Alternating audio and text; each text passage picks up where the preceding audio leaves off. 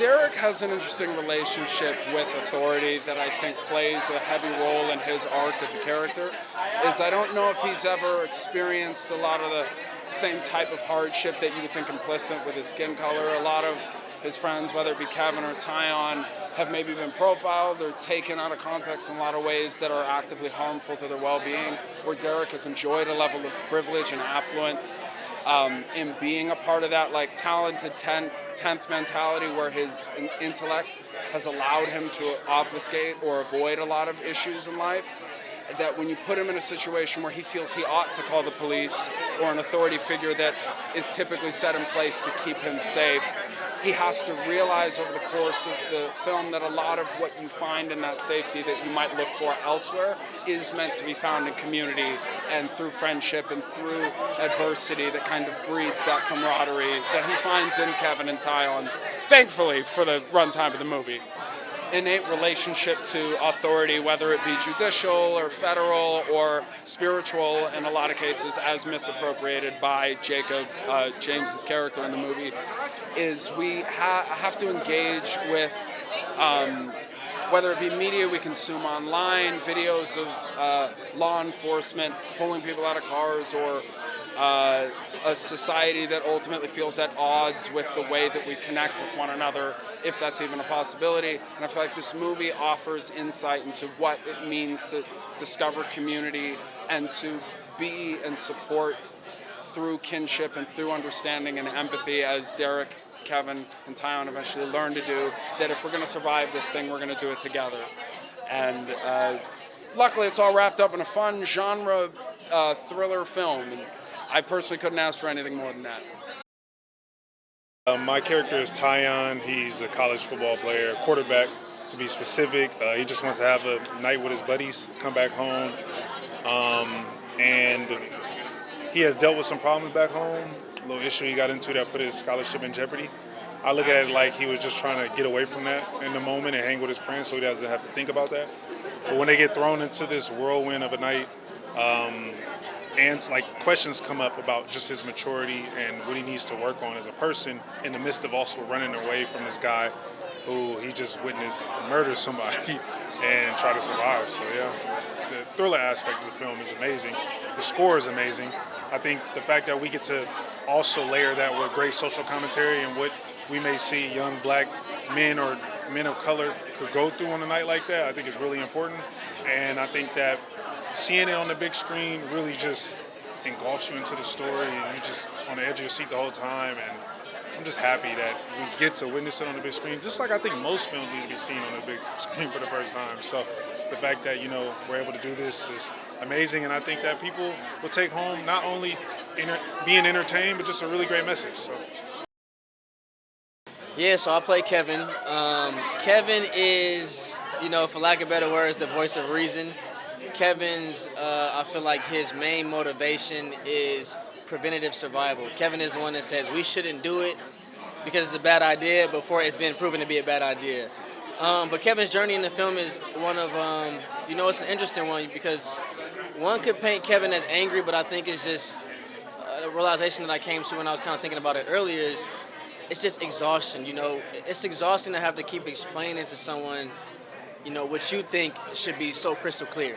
A fact about society that you feel like, can you just open up your eyes and see and wake up and say this is the way the world is.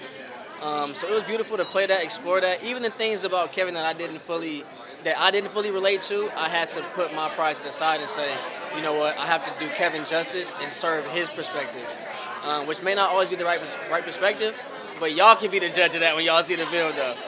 Yeah, John is so amazing, man. To just have the ability to write from three different black perspectives and to make them all make you feel like, wow, I feel like that they all could be right. These are three different points of views, but they all correlate so well. I think John did a great job at that. I think he did a great job at also putting the message in a way so where it doesn't feel forced, but you will walk away from the film with some questions like, wow, that was kind of deep. I got that point. So John is great. As a writer and our director, he led the ship in a great way. Yeah, so it's a very personal story. It's about my journey as a kid, and it's about based on some people that I knew also, and it's really a fusion of these ideas that I held close and dear to myself, and the horror and thriller genre that I've always worked in and I've always adored. So during COVID, I finally was able to sit down and focus on sort of like combining the lessons that I wanted to teach and finding a nice sort of genre package so we could take people on a nice fun thrill ride and entertain them, and in the end have them talking about some of the lessons that were learned along the way. I'm so delighted to have worked with the three leads that we have in this film.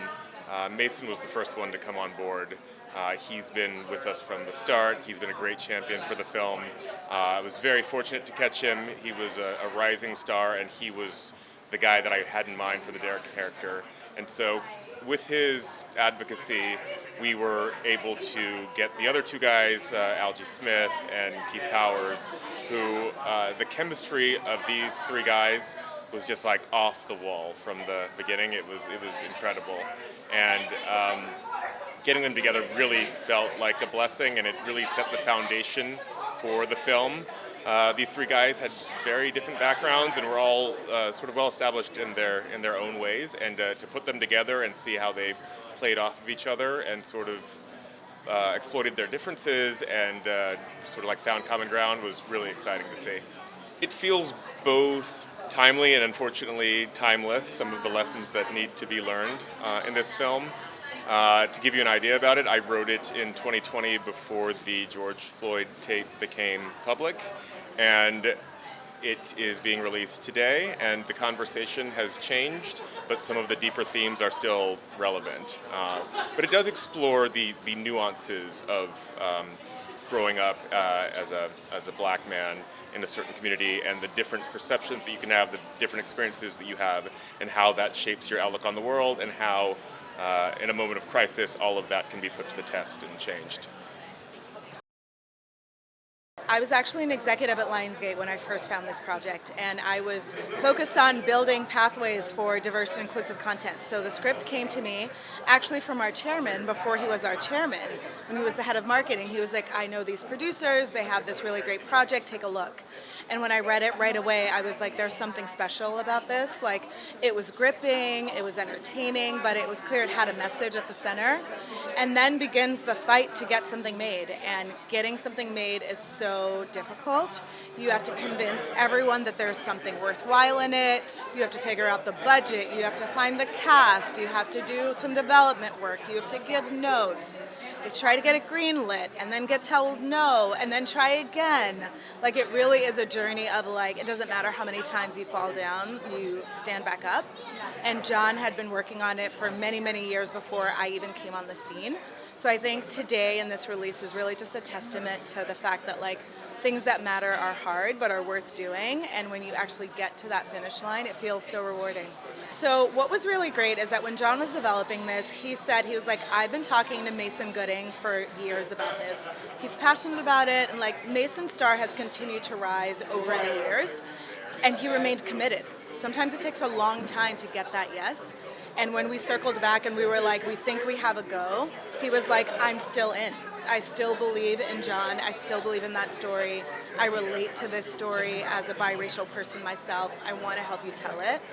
And then from there, it was just like, who do we surround Mason with? Who are going to be the believable friends? And what you see on screen, that chemistry between Algee and Mason and Keith was just electric. It was incredibly it was palpable. Like, they had fun together, they were laughing, they were joking right away. And then the villain, that was like an incredibly important role. And we talked about a lot of talented actors.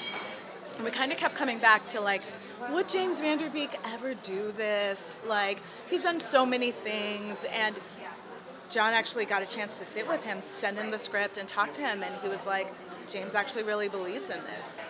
I think that for me, what stood out to me about the script and what stands out to me now about the movie, seeing it done, is that when I tell people the one-line opener of, like, 3 young black men are going to a party, the highway shuts down, they decide to take a shortcut through a wealthy gated community at night, everyone, regardless of their racial background, goes, uh-oh, And the fact that we all know that that is an uh-oh moment, that like taking a wrong turn for these characters might actually bring something like deeply dangerous. I think that's the conversation that John's movie can help to get started, clothed in a really fun, edge of your seat, talk to the screen, don't go in there, why would you do that? Like, I wouldn't go inside there. And so I think that it's a really participatory kind of viewing experience, but then I think it leaves you with a couple of questions, and Mason's character is really kind of the embodiment of those questions as he's going through that journey and realizing that like the world is not exactly what he maybe thought it was.